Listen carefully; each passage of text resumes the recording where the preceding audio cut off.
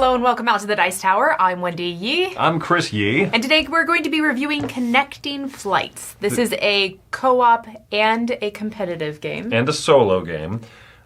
This is by Rafa Daweed, a first-time designer, I believe. This is his first published game.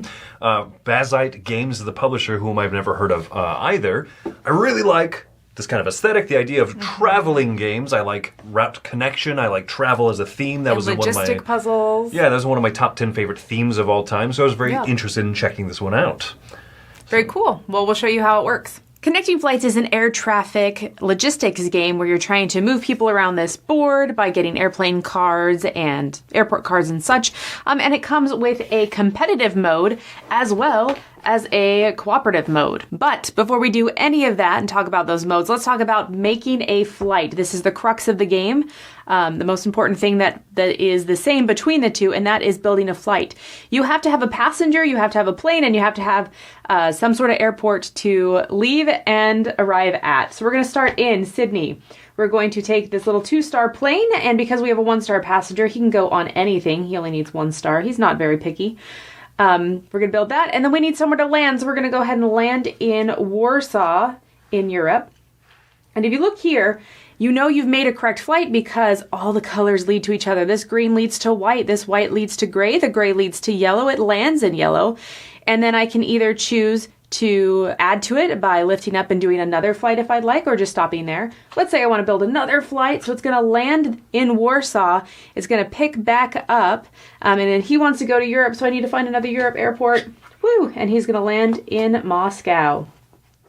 So this is how you build flights, as long as your colors match and as long as you can pay the fuel costs that are associated with the passenger of where you're coming from and where you're going, and that all your stars, your passengers, have a lower star or equal to the planes and the airports they're going to, you're set. Let's start with the competitive side of the board. We have over here our little order of play for each of the rounds and how they go forth. So you're going to start by picking an event. You're going to flip over the event card. It'll let you know when that event happens and whether or not there's going to be sabotage at the end of the round. And then we move on to the auction phase.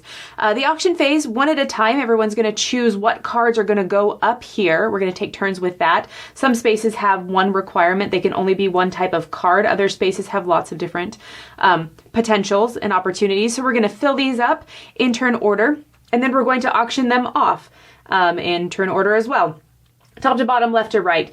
You have to pay the minimum amount that's up here or higher. You can auction anything more as you choose, but we're going to go through that until either people have passed on all the cards or the cards have been purchased. And then we'll move on to the marketplace phase. Marketplaces is a time where you can purchase other stuff that you need, and then you're going to fly. Flying basically is building that row of cards that I mentioned and showed before. And so you're just trying to build from your airport to airport, or just get your passengers to go and land. And then you'll get income and stuff increased as you do so with that.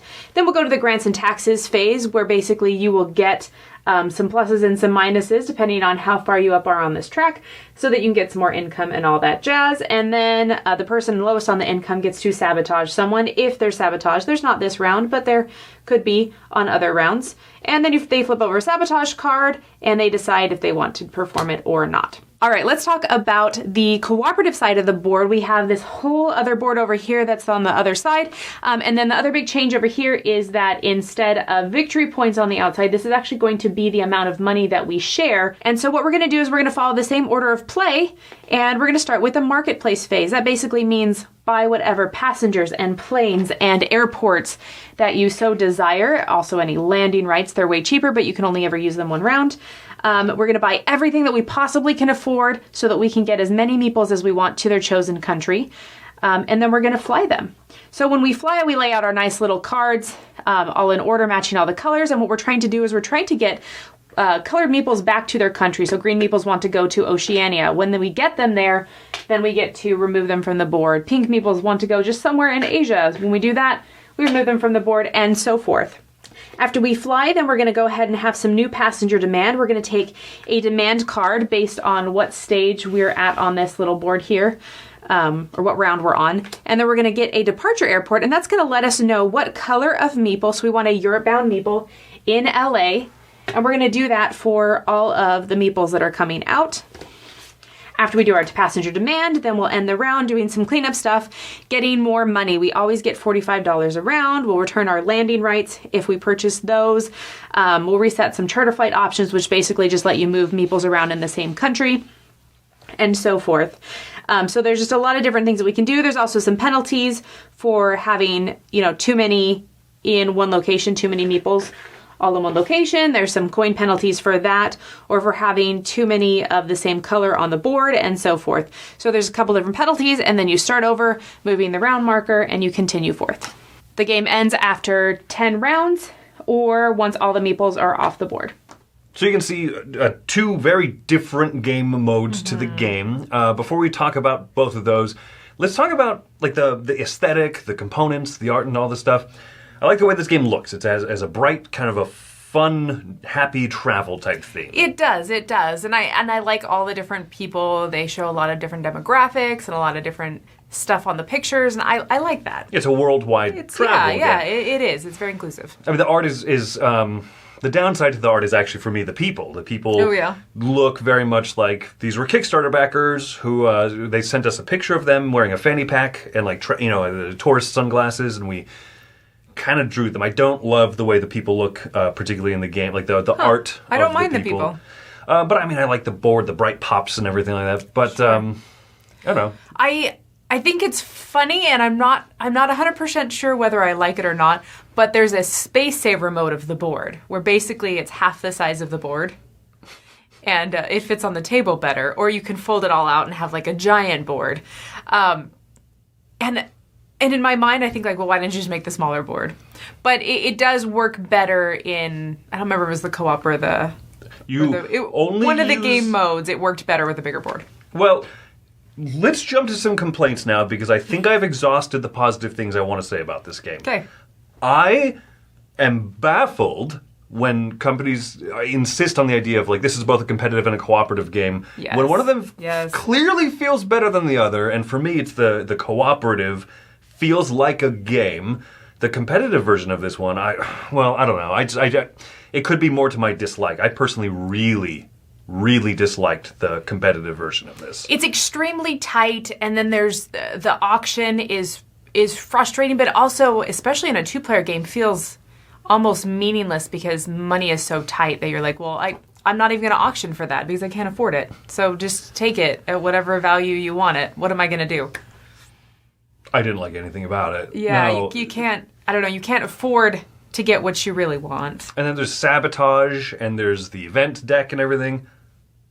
In the real world, if someone blew up an oil tank truck, heads would roll.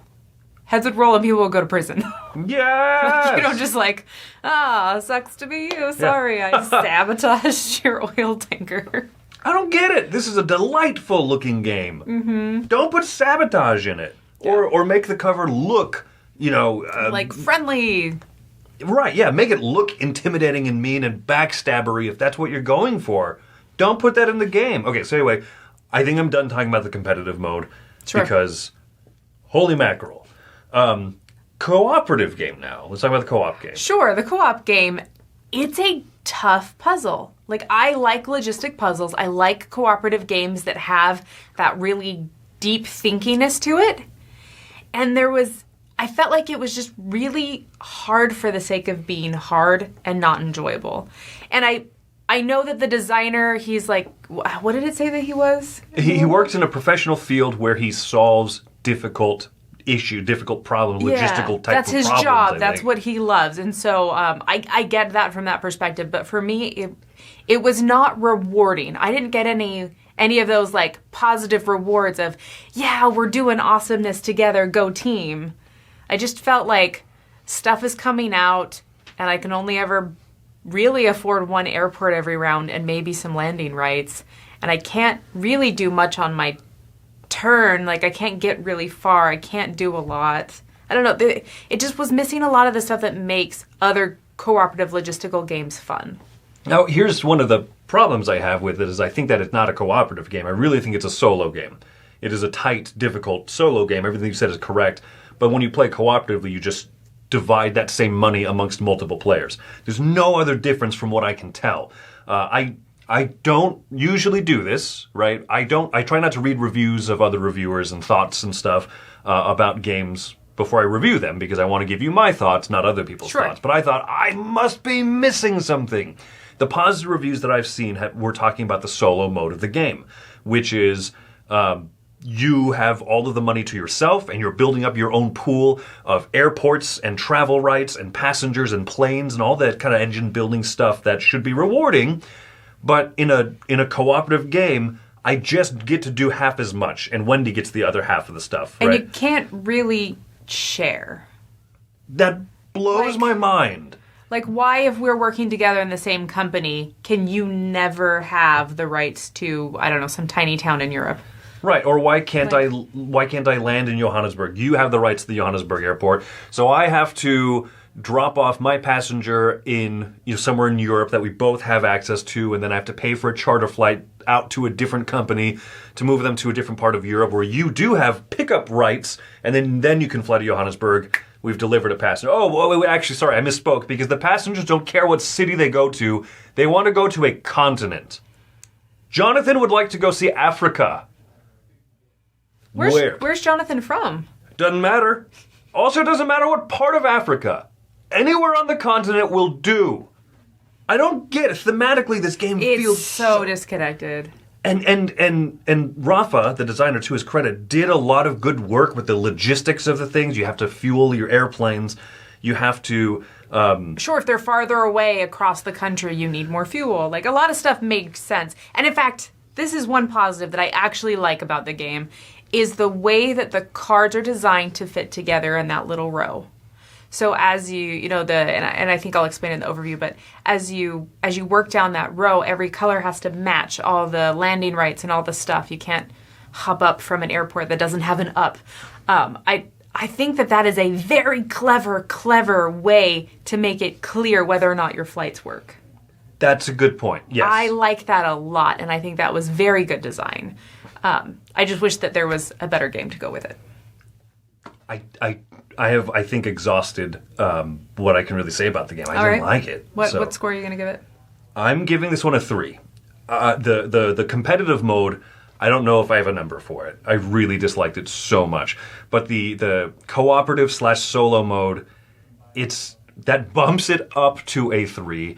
I think it's just too grindy of a puzzle. It feels like I seldom say this. I like a lot of heavy, kind of difficult, crunchy games and stuff. But when something doesn't feel rewarding and it only feels like a lot of effort and a lot of work, for lack of a better word, but no reward, I don't know. This is one of the least interesting transportation games that I've played, and I hesitantly speak that poorly about a game that, this is a designer's first game, I think a publisher's first game, but you as a consumer need to know that I disliked every play experience I've had with this. Yeah. So I'm actually giving this a 2. Oh, okay. Never mind. So direct all of your ire towards Wendy. Right, clearly. No, I was very excited about this. Between, the art and the theme, and I love a lot of these type of games, and I was very excited to have a co-op experience where we're working together and it's tight and it's crunchy, and I have to think and map it all out and all that good stuff. And it just was so disappointing. So much about it disappointed me. And then you throw on the whole, what the heck is this competitive game going on? And why are we blowing up oil tankers? And everything. I feel like it's not fun. I don't feel like there was anything rewarding about it. And I had to read 2 sets of rules to play a game. How obnoxious is that? Pick one. Just pick one. Are we competitive? Are we co-op?